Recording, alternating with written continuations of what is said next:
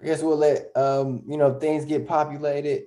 Let all the attendees join. Thank you all for joining us tonight for this M1 transition panel. We'll give folks a couple of minutes to get within the waiting room and then we'll get things cracking. Seems like a good time to get started. I guess I think the best way for us to get this panel going is allow our panelists to introduce themselves.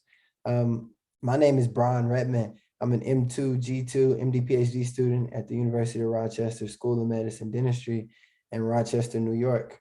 I also serve as the vice chair for the American Academy for Emergency Medicine Medical Student Council. I'll pass the mic around to our panelists and allow them to introduce themselves. Maybe say their name, where they're from, their year, and potentially a specialty they're interested in. Let's get started with Dorian. All right. Good afternoon, everybody. My name is Dorian Hill. I'm currently a third-year medical student at Meharry Medical College in Nashville, Tennessee. I'm originally from Jackson, Mississippi. Did undergrad at Xavier in New Orleans, and I am interested in plastic surgery for residency. I'll pass the mic to Rob. Hey everyone, welcome tonight. My name is Rob Canning. I'm a third-year student at Stritch School of Medicine in Chicago. I am originally from Darien, Connecticut. I spent the last 6 years in DC, actually a bit of a career changer working as an attorney.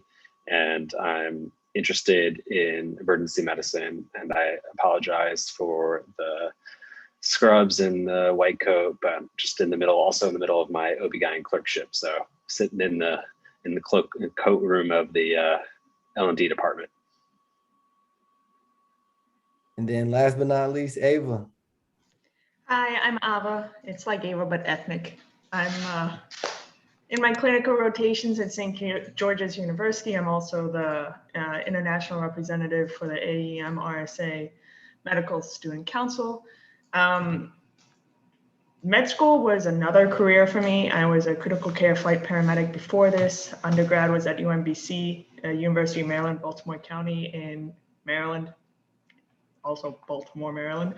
And then I switched to do public health at Boston University. I got a master's in public health, global health interests. So I did that, got bored of that, and now then critical care flight medicine in DC with Washington Hospital Center and MedStar, and that was pretty fun. Got bored, well, felt limited, came to med school. So I'm a little older. So if you didn't take the straight and narrow, it's totally okay. You're not alone. Thank you all for your introductions. As you all know, we're here to talk about that first year medical school. So this panel will be sharing like the tips, the pearls, the do's and the don'ts to sort of get you orientated for year one.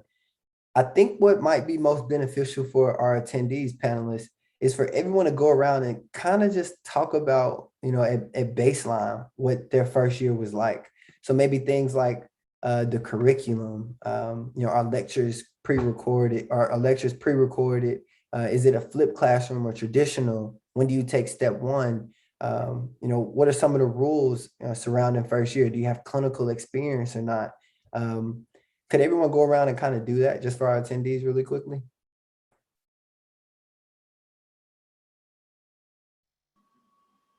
Yeah, I'm happy to lead off. At Stritch, we follow more of the traditional approach where you have a full 2 years to start off with. The first year is your anatomy and physiology, and your second year is your pharm and your pathology. So first year is, we call it our anatomy classes, function of the human body, and then our physiology class, or structure of the human body. And then we also have a doctoring course that runs throughout the year, as well as a behavioral health course and a micro course.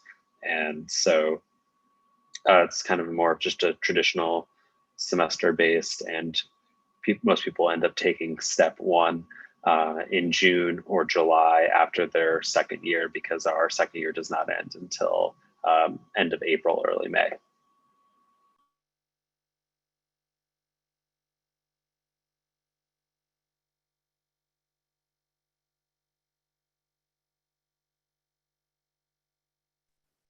Dorian or Ava? All right, I guess I'll pick up next. So Meharry is, you kind of just got an explanation of the traditional path of matriculation through medical school, but Meharry is a little bit different. We have this kind of newer integrated curriculum where your first 1.5 years are didactics. So it's just the classroom stuff and lectures. And then the next 2.5 years are your clinical clerkships. So it's a little weird. We take step 1 and 2 after our 3rd year, which would be basically right after we complete all of our clinical clerkships that are required. And yeah, step 1 will be taken, like, I think the current M4s, they just took step 1 towards the end of June. And I think they have until like December to take their step 2 exam. So that's how things were for us. First year, they kind of ease you into it.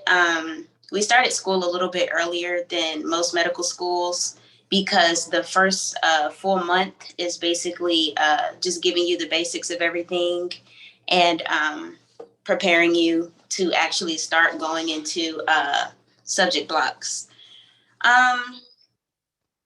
Yeah, most of the lectures, we had them in person, but they would also be recorded just because not everybody liked going to class all the time. And even if you do go to class, a lot of times it's good to be able to go back and watch those lectures. But yeah, that's currently how things are done in Meharry. I think the current M4s are the first class actually to matriculate using the integrated curriculum. So we'll see the outcomes when we get all of their test scores on whether it was beneficial or not. Alrighty, at SGU, it's kind of similar. We have 3 entering classes annually. It's the first year we have a 3rd entering class. So you start in either January, August, or April. And your first 2 years, the curriculum is a spiral method. So we do systems-based A&P focus on the first year and pathophys focus on the 2nd year. And you pretty much go through all the systems every term. That way you don't miss the big overarching concepts, which helps, I thought it helped prepare me for step 1, which we take at the end of year 2. In those 2 years, you will have rotations through our sim lab. You will have small groups where you learn how to talk to humans. We have mock patient interactions in that time. So from day 1, you're pretty much doing everything except being in a hospital. That comes towards year 2. And then that's the first time you enter a hospital setting, which is at the main hospital at Grenada General. So it seems like there's lots of different sort of curriculum at you all's various institutions. I think that the differences that you all bring to this panel, will provide our attendees with a wealth of experience and some good advice as they transition into their first years. And while we're on the subject of transition, what was your transition like from undergraduate or a career or, a job or a gap year into medical school? All right, so I'll start off this one. So for me, it was quick, to put it into one word. Graduated undergrad May, I think 11th, 2019, and went straight into Meharry June 17th of that same year. So barely even a full month's break between undergrad and jumping into medical school. For me, I appreciate kind of going directly from one to the next because I felt like I never got out of the groove of studying or the groove of knowing I had to complete assignments or things like that. But I will say it's easy to get fatigued going that route. And at the same time, you don't have a lot of time to get your study plan in check. I feel like the majority of myself and my classmates spent the first year, or at least the first couple of months of year one, just changing our study habits. Because obviously medical school is a lot more material than you're used to getting at one time. So certain methods of studying are a little bit more inefficient when it comes to learning that volume of material at that pace.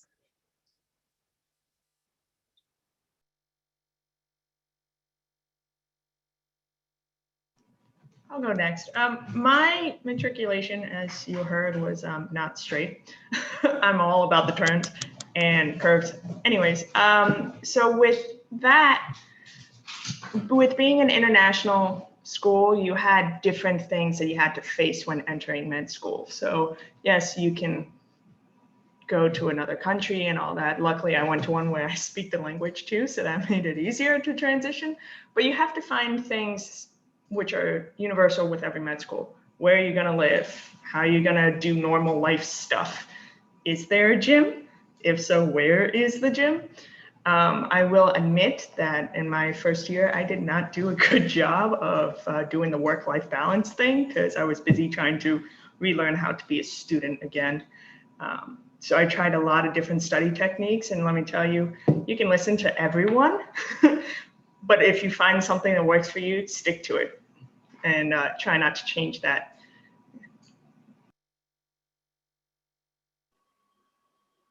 Yeah, I agree with that. Transitioning as an older student is very challenging, and especially like when I went to college, like nobody really had laptops, and now like everybody has laptops, and everybody showed up that first day with an iPad and cell phone, and like I didn't know what Anki was, and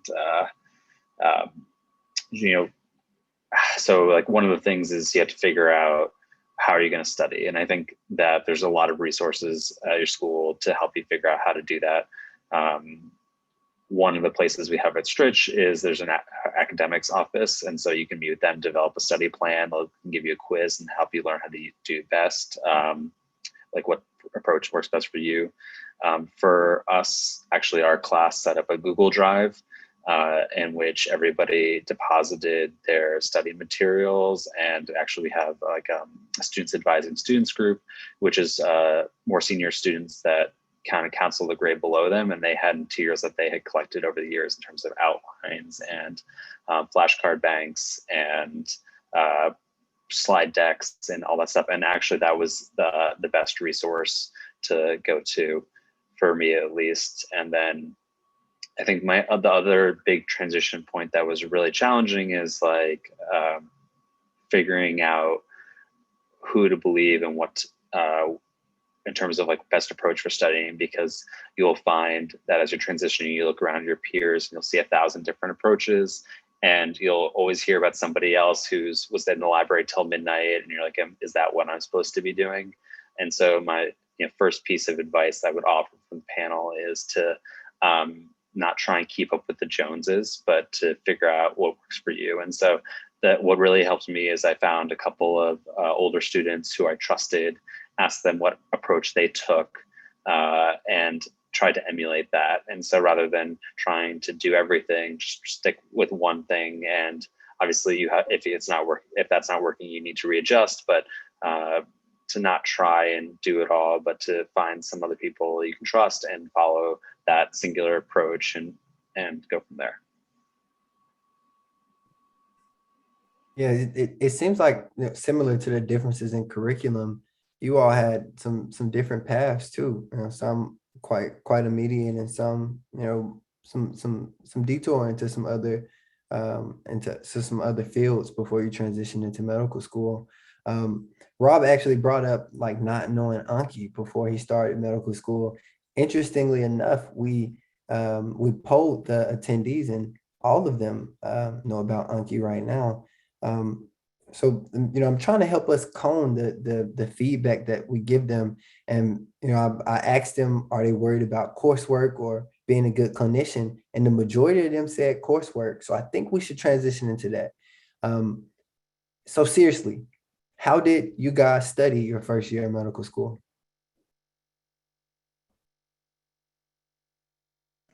All right. So I'll start this out too. So medical school, I tried a lot of new things that I hadn't necessarily tried before. I found that watching videos for me was more efficient than trying to read through textbooks of materials. So I would use really just two or three resources. There's Osmosis, Boards and Beyond, and Pathoma. And those are like my holy trinity of studying. Literally anything you need, you can get. I think Osmosis, you get the physiology, you get the anatomy, you get the pharmacology, you also get the clinical correlation, which to me is one of the best aspects of that particular platform. And as far as Boards and Beyond, I mean, it was my favorite when it comes to making things simple and giving you the key facts that you need to know. And then there's Pathoma, which is basically all just pathology, similar to Boards and Beyond. It simplifies everything, tells you exactly what you do need to know. And it's pretty straightforward from there. And to supplement my videos, I would do Anki, not consistently, but I would do Anki when I felt I needed to.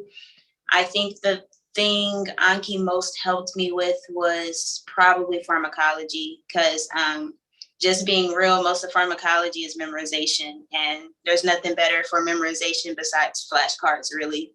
And then Anki was kind of an easy go-to when you're like, say you're out and about, you're sitting at a dinner table and you feel like you need to be doing something, you just pull out your phone, do some cards on Anki. That would be like my mainstay of studying. I'm also a very like visual person. So when it came to things having to do with anatomy, having to do with physiology, I draw a lot. Now, my first year, I want to say drawing really did help me out. But the only caveat to that is it's very time consuming, which I came to realize later on, making all these great extravagant notes. It does help, but I think you'll find that you can spend less time learning the same amount of material if you go about it in a different way, but it's just to each his own with that. I didn't do a lot of group studying. I probably studied with one other person for the first couple of months in med school. But other than that, I found that I was pretty much better studying by myself. But that's not necessarily the case with everybody. Some people are better or feel that they study better and they concentrate better when they have like-minded individuals around them. And so it's all about getting into a groove and finding a routine that you can stick to and not trying to throw too much in at once. The only other resource I used was Amboss for questions. And if I could give you any like one golden piece of advice, it would be to start questions as soon as possible. Like, even if you feel like you don't know enough to do questions on, I promise you, starting questions as soon as possible will make things a lot easier for you, because it's really about familiarizing yourself with the format of questions, with the format of answers, and so on and so forth. So I think that's about all I have as far as studying. Oh, the last thing I would say I changed between undergrad and studying for med school is I slept a lot better. Undergrad, I used to pull all-nighters and be up till 3, 4 in the morning studying for exams. Medical school, I hardly make it past 11. I'm pretty much in the bed by 10:30, unless it's like right before a really important final and I feel like I just need to cram a little bit more. But generally, don't pull all-nighters or anything like that. Yeah, I think I can echo a lot of what Dorian said. And most immediately incorporating problems into your studying earlier is important. I feel like it's really easy to get carried away thinking that you're knowing everything just by hitting Anki, the space bar, so many times. And it's very reassuring to know you keep getting those cards right. But until you're actually testing yourself, whether you really know it or not, I think you're not getting that unless you're doing questions. My general approach was for each of our lectures, we got a PowerPoint slide and a handout in advance. I would review those in advance just to kind of orient myself to the material. When we were in person, I would go to lecture. When we were during quarantine, I would watch the lectures on video. Afterwards, during the lecture, I would outline and take notes, and kind of that would be enough and during each day. And then I would try and come back during study time and review the material and then do questions. So I did AMBOSS questions during my first 2 years. And I also did like whatever the question book was for our textbook. So I agree, textbooks are not what your friend. There's too much information for where you're at. You need like the 3 most important things, not the 50 things it can be.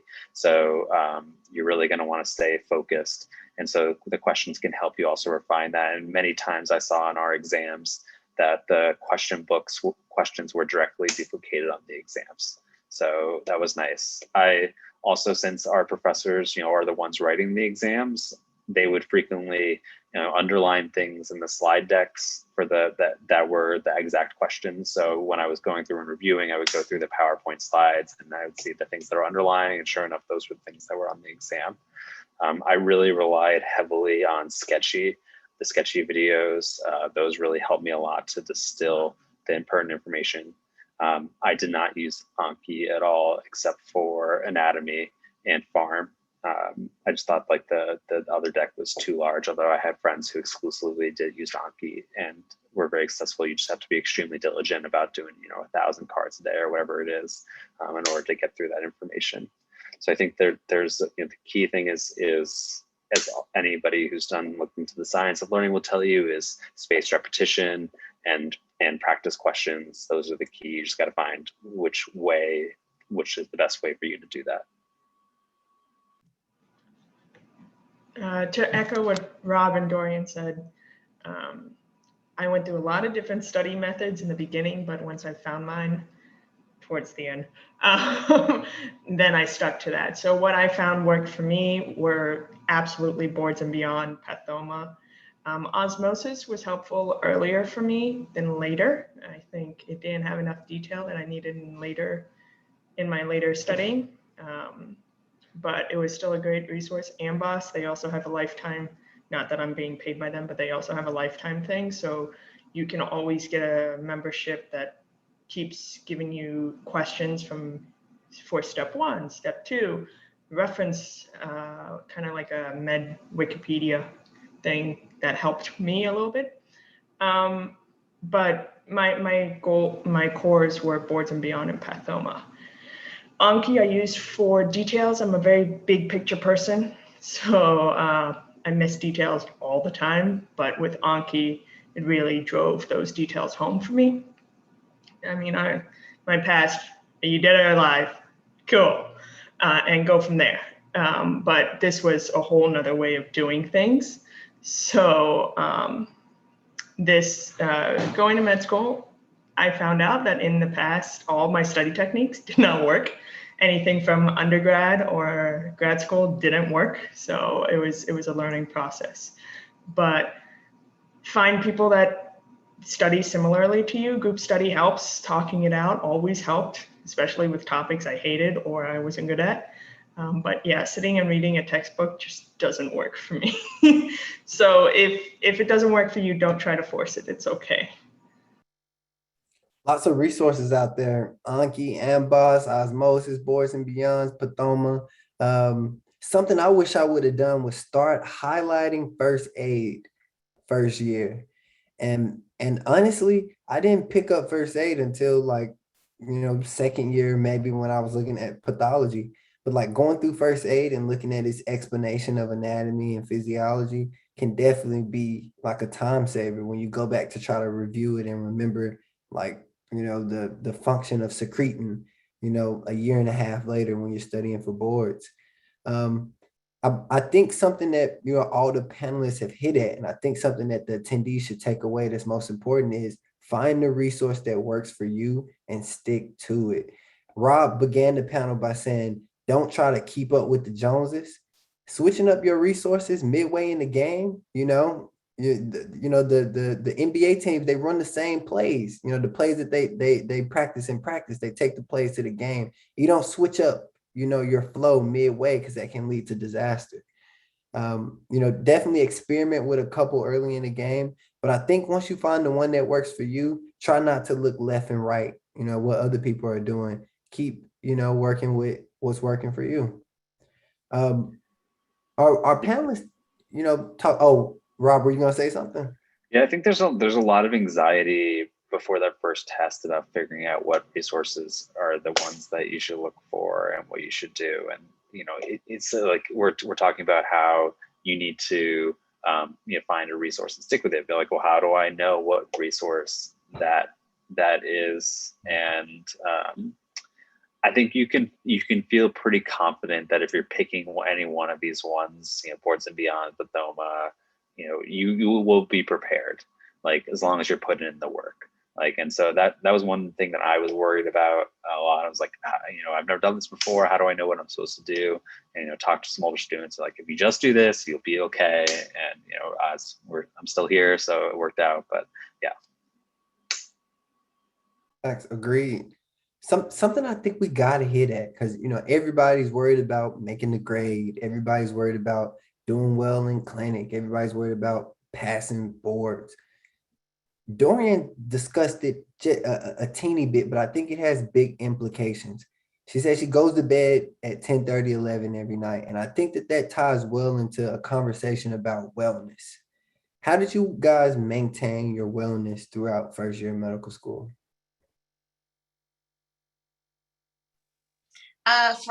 For me, initially it was hard to get in a wellness flow because you feel like, I'm here, I'm in medical school, I need to be studying all the time, I need to be doing this. And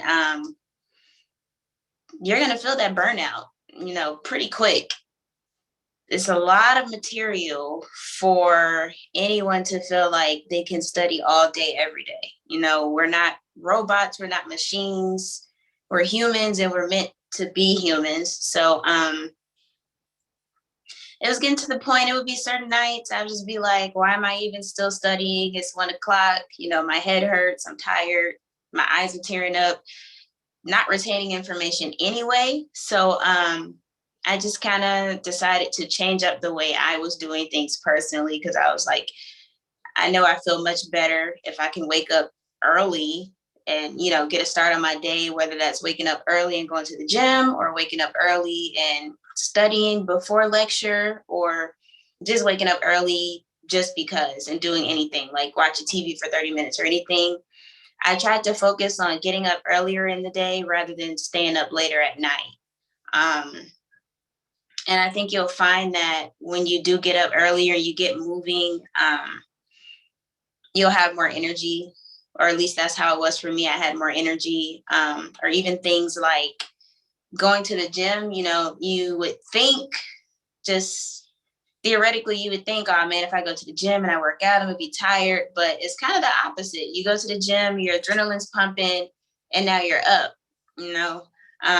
which is why studies show that you really shouldn't really work out too late in the evening because it's harder to fall asleep. And it works. Getting up early, working out in the morning, or just doing anything you can. I would say eating healthy definitely ties into it. I feel like for me, I was forced to eat healthy because Nashville didn't necessarily have any of the food that I liked. So I was eating like pho every night, and that was pretty much it. But eating healthy helps, berries, nuts, good stuff like that. Not a lot of fatty foods. And just knowing that you do have, I feel like we get too stuck in like a spiral of there's not enough time to study, or, if I don't study every other day, I'm not going to do well. I think we get too caught up in that to realize we actually have way more time than we believe we do. There are 24 hours in a day, and 24 of those hours should not be used studying all day. You got to take a break at some point and do whatever it is that makes you personally feel relaxed, or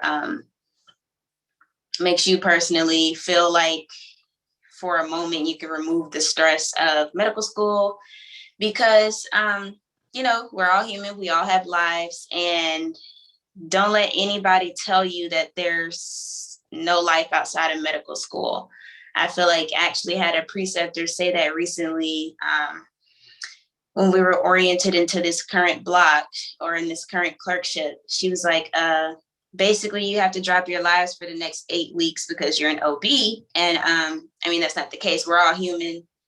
We all have situations that warrant us, to be easier on ourselves, or to know that we're human and not mistake ourselves, or not punish ourselves for it.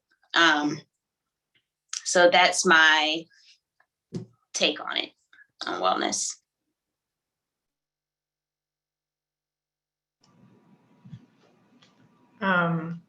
Wellness is important. You're going to do way better if you take care of yourself throughout this process.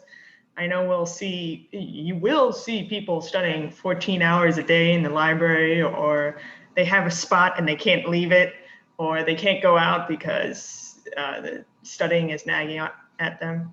Those times that I took off to go to the gym, to go out with friends, to just have a meal quietly by myself without any study materials around, it really helped me in the long run, because this is not a sprint, this is a marathon. So bear that in mind. You can't use up all your energy in the first term, first exam, first year, whatever. You got to make it through all 4 years. There are ways that people got through this, but what worked for me is having a good support system and exercising, eating mostly healthy. Come on. We all break that every now and then, but just take care of yourself and you will do way better in the end. I hate the word wellness. I feel like wellness, every single time I hear it, it makes me cringe. I feel like it's when somebody says the word relax, like you automatically get more stressed. Like you can't, it makes it worse. But there is something so there are studies that show like you will naturally fill every free hour of your day with more studying. There's always more studying that can be done. And so if you have more hours in a day, you will study more. The way I got around that problem is, if anybody saw my Outlook calendar, they would think I'm probably a sociopath. It's like color coded, and single thing I do during the day is on there. And so, but because of that, I knew that was a way to get me to do other things. So like I schedule my studying, I schedule when I'm spending time with family, I schedule when I'm going to the gym, and like that schedule dictates my life, but in a good way, because it forces me to do something besides study. And also the other thing I hate is traffic so much. And so like whenever I had to be at school at 8 for something that, it would take me an hour to get to school if I left at 7, but if I left at 6 a.m., it would take me 10 minutes to get to school because of the traffic. So typically what I would do is if I knew that was going to be the case, I would leave early and I would, run before school, take a shower in the gym, and then go to class. And that was a way of kind of like, I didn't lose that hour just sitting in traffic, and I was productive at the same time. And I, listened to a Curbsiders podcast while I was running and feel like, hey, this is like not only good for me, but also I'm like getting some knowledge out of it as well. So you just figure out, you've all been students for forever now, and you'll continue to be students. Just got to figure out what works for you. And I know we keep saying that, but don't give up your good habits now and just to fall into some bad habits just because you're entering a new setting that's unfamiliar. Rely on what works for you. If it ain't broke, don't fix it. For me, I definitely like going to the gym. Honestly, that's really it. The gym and my morning oatmeal, gotta have every day, non-negotiable. And thinking about gotta haves, I think that's an excellent transition into things you gotta have first year of medical school. When I think about going to the gym, my duffel bag always has a Red Bull, a protein shake, my gloves, and these Asics I bought from Fleet Feet that were 50% off. Those are my gotta haves when I go to LA Fitness. For the attendees on this panel, Rob, Ava, Dorian, what were your gotta haves for first year in medical school? Things that helped you succeed, things that, made your life easier. What were your gotta haves? I would say you gotta have a group me for your class that's going to remind you of all the things you got to do so you don't forget anything, or whatever the probably new technology version is of that, but or like a friend's accountability text, so that they'll text you, hey, by the way, we got this due tomorrow, we got this coming up, just like so that you can help each other stay on top of things, because there's going to be a million things coming to you for all directions. And so if you can have if you have one good friend who's always knows when everything is, and they can shoot that into the group, you're like, oh, thank you so much, like saving me, I appreciate it. For me, it was two things: friends with similar priorities. Being friends with the person that studies for 14 hours a day in the library was not helpful to me, even though I tried it, it didn't work. But having friends that were looking for that work-life balance, were looking to still do well. I mean, don't get me wrong, we all want to do well in med school, but not letting yourself slide in the meantime. And the other thing was sound blocking headphones. Those were super helpful because they allowed me to study literally anywhere. So if someone took my seat, I didn't care. I just sat somewhere else and did my thing. No biggie. Studying on a beach with sound blocking headphones, counterintuitive, pretty great though, highly recommended. But yeah, so those two things: friends who have similar priorities, and sound blocking headphones.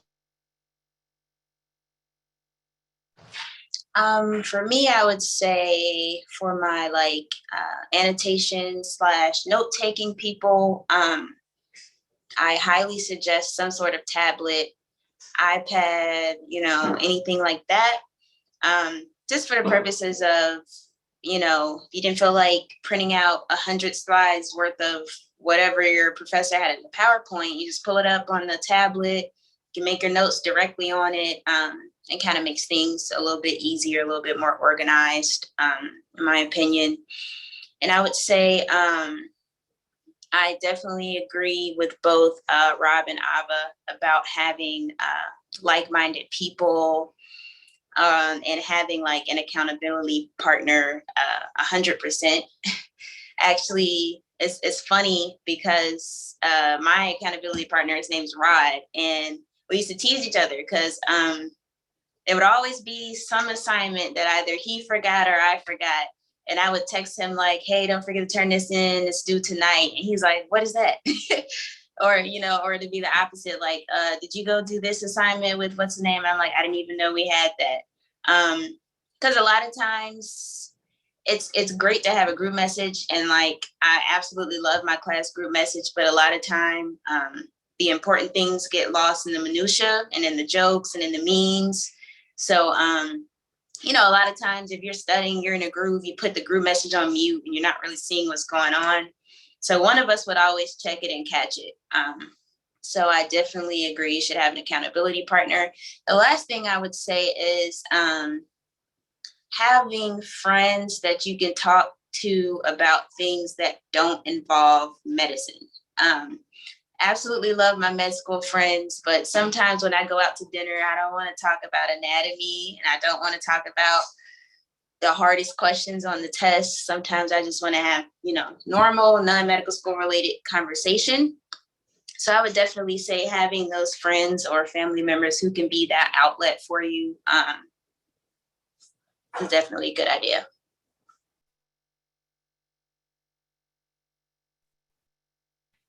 I second this. Med school is tough.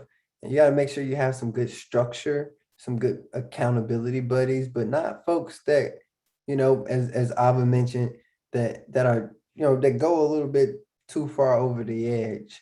There's some very good advice getting dropped in the chat. And if you haven't checked the chat out right now, I welcome, everybody to sort of get the chat going, to respond to some of the things that some of the attendees and the panelists alike are sharing, because they're sharing some gold in there. We talked about coursework. We've talked about gotta haves, for medical school. We talked about study resources. Let's jump a little bit to some of the things that you start doing your first year of medical school, some of the things that help build that resume and prepare you for your residency application.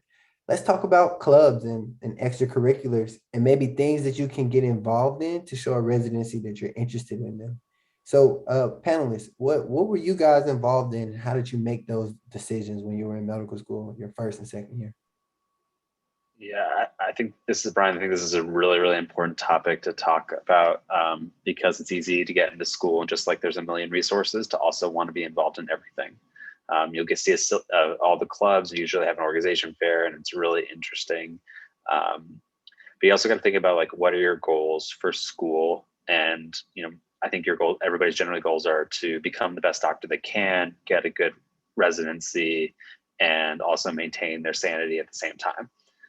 So how do you do that? And a lot of times I see people make the mistakes of trying to get involved in too many things. I almost think that the better approach is to start off by finding, taking a step back, figure out what kind of candidate you are.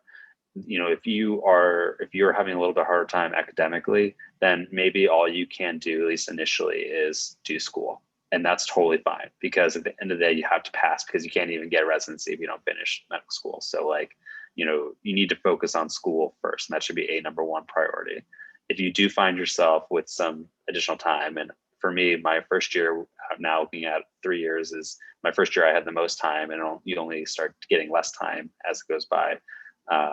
Or maybe I had the most flexibility first year, but you can start thinking about what you want to do. And the first thing I would do is to get one longitudinal extracurricular activity that you can follow along with the whole time, whether that's a research project or volunteer or something. Like people want to see that you invested in something and you made a difference while you were there. And if you just kind of dabble in a bunch of little things, while that might be interesting and get exposure to lots of different things, I think it doesn't have as much sway. I'm on the admissions committee here at Stritch, and when I look at people's candidates, the ones that are the most powerful, the ones who have really gone all out for one thing, rather than the people who did 10 things but only put in 10 hours for each one of those things. So find that one thing. And then if you're an amazing candidate and school is super easy for you because you did 2 post-bacs beforehand or something, then maybe you can do even more things. But I would just try and start by that one really powerful extracurricular and go from there.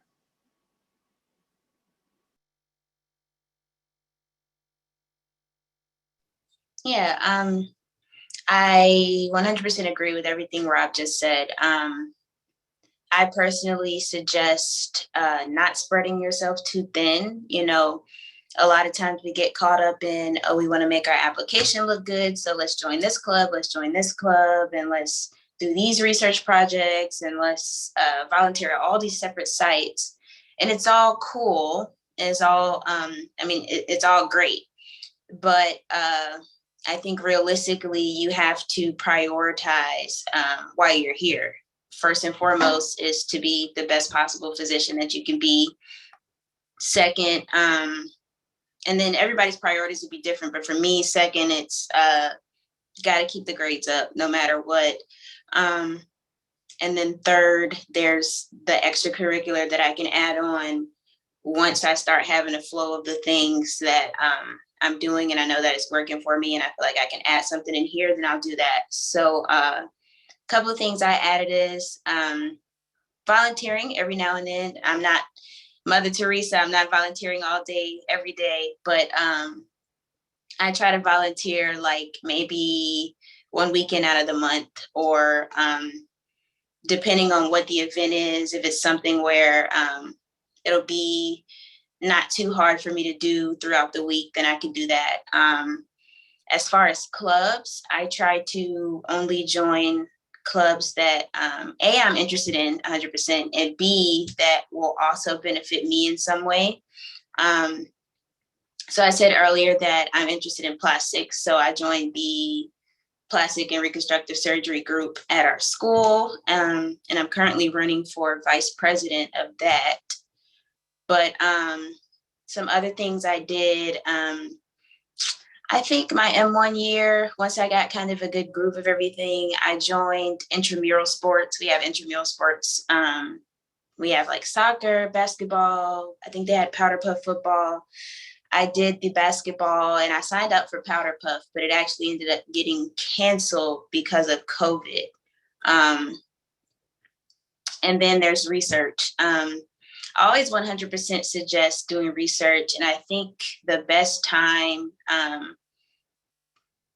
obviously anytime if you feel like you are at a place where you can add that to your studies and your clinical and everything else that you already have to do for med school, by all means, go ahead and add research. But one of the best times to get into research is, I think, that first summer between the first and second year, where you're not spending that whole summer in school or anything like that. That's a perfect opportunity to find a mentor. Well, you probably could have found a mentor throughout the school year, but to connect with that mentor and find a project that you're interested in and that they can assist you on, and do some meaningful work out of it. Because obviously most of us, when we do research, we're not doing it without purpose. We want to push out a publication, but I would encourage everybody to, even more so than just looking for a publication, look for research that correlates with what you as a physician want to do. So the research I did was, I worked with Vanderbilt plastic surgery group, and they actually do migraine surgery, which is crazy because I had never heard of that before, but that was what my research was on for the summer. And then I actually have some new research that I'm starting. It's taken a while because just the clerkship schedule is a little bit more hectic than I expected it to be. Definitely don't have as much free time, but with that being said, yeah, just don't spread yourself too thin. So I went the exact opposite way of everyone else, and I am Semper Gumby. I'm always flexible and always spread too thin.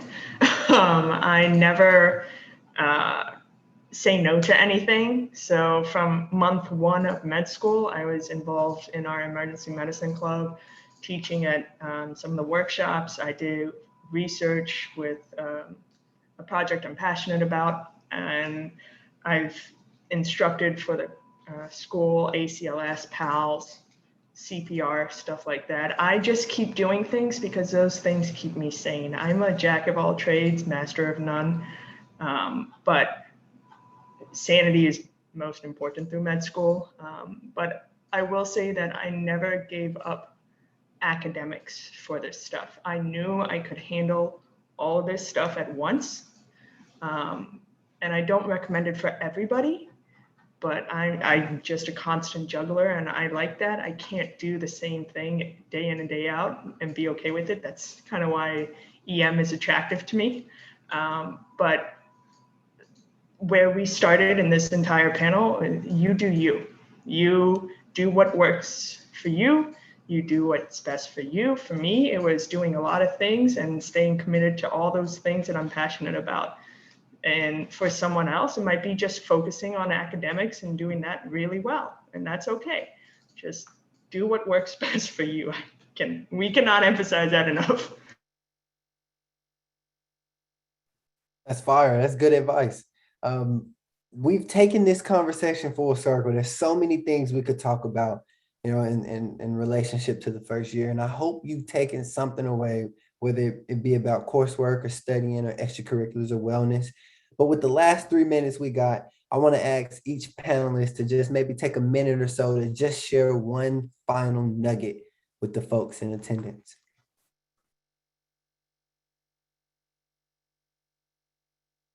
Leave them with something. What I tell a lot of people, and I'm sorry, it's not politically correct, I'm not very good at that, but thousands of people have gone to med school, thousands of people have gotten through it. Many of them stupider than you. You can do it too. So hang in there. Yeah, actually, I'm gonna piggyback off of Ava. I just say be encouraged. Never let yourself get discouraged by anything or anyone telling you or making you feel as if you can't do it. I promise. Medical school is doable for everybody and anybody. And your biggest opponent will always be yourself and your self-doubt. So if you can find ways to stay encouraged, you'll be all right. Yeah, so my brothers like to beat me down, so they always joke like, "What do you call the last person in their medical school class?" Like, we still call them doctor. So they like to beat me down with that, but then I try and build myself up with, there are thousands and thousands and thousands of people who applied to medical school and didn't get in, but you all did. So that's going to show you got what it takes to make it. And it also tells you that, you have an incredible privilege right now.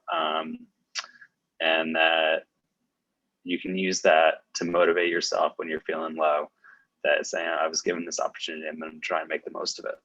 And hopefully that can get you through some of those dark days. Thanks. Well, thank you all for coming out tonight. I want to thank our panelists for providing, these, their advice, their sentiments, their anecdotes. They dropped their emails in the chat. You all can scroll up and access those. Thank you for coming to this M1 transition panel. And I wish, all in attendance, good luck in their first year. Utilize those resources, utilize the advice the panelists provided you with, and I'm sure you'll be successful. Until next time, thank you.